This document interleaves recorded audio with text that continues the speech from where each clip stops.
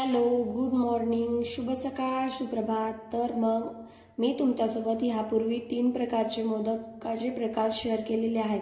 तर आज मी तुमच्यासोबत मोदकाचा चौथा प्रकार शेअर करणार आहे। तर ते म्हणजे गव्हाच्या पिठापासून सुंदर असे उकडीचे मोदक। तुम्ही ते 3 प्रकार पाहिले नसते तर माझ्या प्रोफाइलमध्ये आहेत, तुम्ही नक्की चेक करू शकतात। तर हे मोदक बनवण्यासाठी मी सगळ्यात अगोदर ताटामध्ये गव्हाचं पीठ घेतलं, त्यामध्ये थोडंसं मीठ टाकलं आणि पाणी टाकून ह्याची मस्त कणिक बनवून घेतली। हे मोदक बनवण्यासाठी अतिशय सोपे आणि अगदी कमी वेळात बनतात। अगोदरचे 3 प्रकारचे मोदकही मी अशा प्रकारेच बनवलेले आहेत। अगदी सोपी पद्धत आणि खायलाही खूप सुंदर असे। जर तुम्ही पाहिले नसतील तर माझ्या चॅनलमध्ये जाऊन नक्की पाहून घ्या, तेही तुम्हाला बनवण्यासाठी सोपे जातील। अगोदर 3 प्रकार बनवले व आता हा मोदकांचा चौथा प्रकार मी बनवते। तर हे आहेत गव्हाच्या पिठापासून उकडीचे मोदक। तर चला मग आता आपण पाहूया मी हे मोदक कसे बनवले। व्यवस्थित अशी कणिक लावून घेतली आणि नंतर मग कणिक लावून झाली की 15 मिनिटं कणिक व्यवस्थित झाकून ठेवली। तोपर्यंत ते नरम होती कणिक। आपण याचं सारण बनवून घेऊया। सारण बनवण्यासाठी मी ताटामध्ये घेतलेला आहे गूळ, ओलं खोबरं, खसखस घेतली, इलायची, तूप,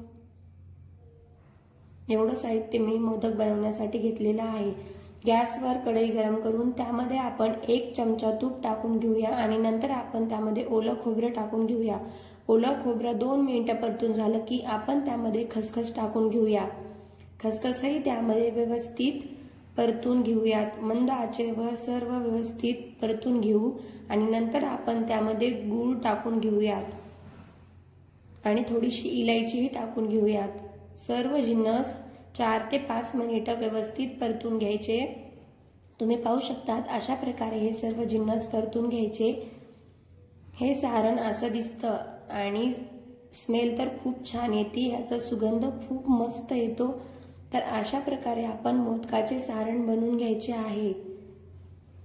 गणपती बाप्पा म्हणलं की बाप्पांचा आवडता प्रसाद म्हणजे मोदक आणि आपल्यालाही मोदक सगळ्यांना खूप आवडतात खायला।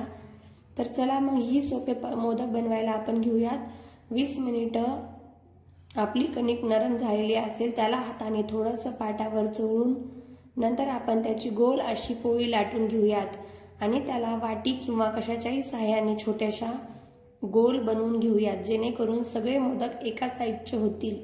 आता आपण त्याला आपल्या बोटाला थोडंसं पाणी लावून किंवा त्याच्या काठाला थोडंसं पाणी लावून त्याला व्यवस्थित मोदकाचा आकार देऊन घेऊयात। अशा प्रकारे याला थोडंसं पाणी लावून आपण मोदकाचा आकार देऊ, जेणेकरून त्याच्या पाकळ्या एकमेकांना चिकटतील। जर आपण पाणी नाही लावलं तर त्याला पीठ लागलेलं असल्यामुळे त्या पाकळ्या चिकटणार नाहीत। सुंदर असा मोदकाचा आकार दिल्यानंतर आपण त्यामध्ये सारण भरून घेऊयात।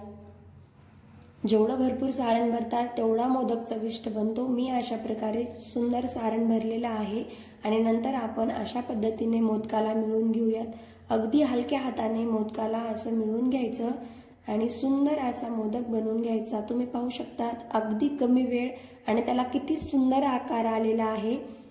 अशा प्रकारे असा माझा बिना माऊल वापरता मोदक बनून तयार आहे।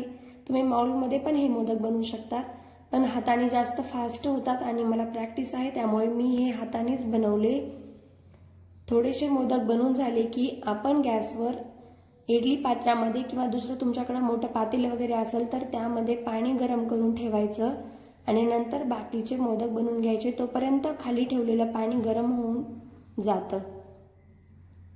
अशा प्रकारे आपण बाकी सारेही मोदक बनवून घेऊया। त्यालाही सेम पद्धत, छोटीशी पोळी लाटून घ्यायची व वाटीच्या साहाय्याने त्याला गोल असं कापून घ्यायचं। आपले मोदक सगळे एकसारखे होतात जेणेकरून, आणि त्याला थोडंसं पाणी वगैरे लावून मोदकाचा आकार देऊन घ्यायचा। हे मोदक खायला खूप छान लागतात आणि मेन म्हणजे बाप्पाला उकडीचेच मोदक आवडतात, त्यामुळे ही सुंदर अशी मोदकाची पद्धत तुम्ही नक्की ट्राय करा। 10 दिवस 10 प्रकारचे मोदक बनवणार असतात तर 1 दिवस हे नक्की ट्राय करा। अशा प्रकारे तुम्ही बाकी सर्व मोदकही बनवून घ्या।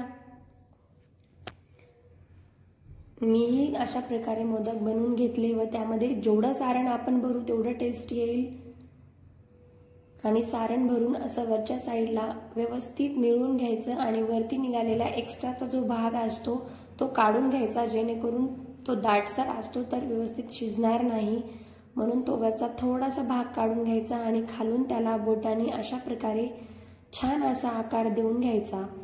तर सुंदर असे मोदक बनून तयार आहेत।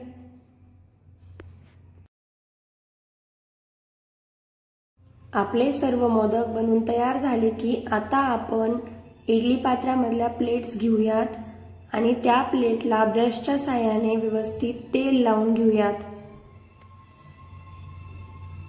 जर आपण ब्रशच्या साहाय्याने इडली पात्राला तेल लावलं तर हे मोदक चिटकून बसणार नाहीयेत आणि छान मोदक शिजतील पण। तुम्ही पाहू शकता किती सुंदर असे आपले मोदक तयार आहेत। चला आता इडली पात्र घेऊया, त्याला ब्रशने थोडंसं तेल लावूया आणि मोदकांनाही थोडं थोडं ब्रशच्या साहाय्याने तेल लावून घेऊयात।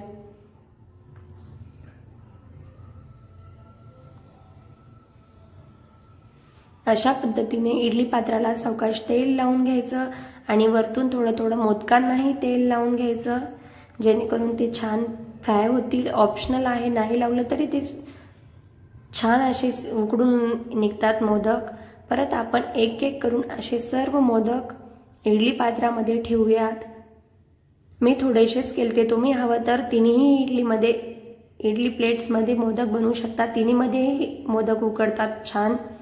अशा प्रकारे मी सर्व मोदक फिक्स केले। हवं तर तुम्ही त्याचे जे वरचे शेंडे आहेत ते खाली करू शकतात, कारण त्यांना शिजायला बराच वेळ लागतो। आता ती प्लेट आपण इडली पात्रात फिक्स करू आणि झाकण ठेवून 15 ते 20 मिनिटं फुल गॅसवर आपण हे मोदक उकडून घेऊया। आता मी थोडंसं झाकण काढून चेक करते, तुम्ही पाहू शकतात मोदक उकडायला चालू झालेले आहेत, त्यावर थोडंसं दिसतंय। परत झाकण ठेवून आपण मोदक 20 मिनिटं शिजून घेऊ व 20 मिनिटानंतर तुम्ही पाहू शकतात आपले टेस्टी असे उकडीचे मोदक बनून तयार आहेत। आता आपण प्लेटला कापडाच्या साहाय्याने गरम असते म्हणून खाली काढून घेऊयात आणि आपले मोदक तुम्ही पाहू शकतात किती सुंदर बनून तयार आहेत, अगदी कमी वेळात आणि सगळ्यात मेन म्हणजे सोप्यात सोपं आपण उकडून हे मोदक बनवू शकतो आणि बाप्पाचे आवडते पण असतात हे उकडीचे मोदक, तुम्ही पाहू शकतात। आता आपण यातला एखादा मोदक कट करून पाहूयात की त्यामध्ये सारण कसं भरल्या गेले आणि मोदक कसा झालाय। तर तुम्ही पाहू शकता त्याचा आकार अजिबात वेडेवाकडे झालेला नाही, मोदक सुंदर असे उकडून तयार आहेत। आता आपण हे मोदक ट्रेमध्ये ठेवूयात आणि 10 दिवसापैकी एका दिवशी बाप्पांच्या आवडते मोदकांपैकी असा एक उकडीच्या मोदकांचा प्रकार आपण बाप्पाला नक्की नैवेद्य म्हणून देऊयात। पहा किती सुंदर दिसतोय, आपण फोडून पण पाहू शकतो, पोळतोय म्हणून तसं मी हळूहळू करतेय। किती छान सारण भरलंय आणि व्यवस्थित उकडले गेलेत हे मोदक। तर मग कशी वाटली माझी मोदकांची रेसिपी कमेंट करून नक्की कळवा। तुम्हाला आणखी असेच वेगवेगळ्या प्रकारच्या मोदकांच्या रेसिपी पाहिजे असतील तर मी माझ्या चॅनलमध्ये त्या पूर्ण रेसिपीज दिल्या आहेत, एकदा माझ्या चॅनलला नक्की व्हिजिट करा। धन्यवाद।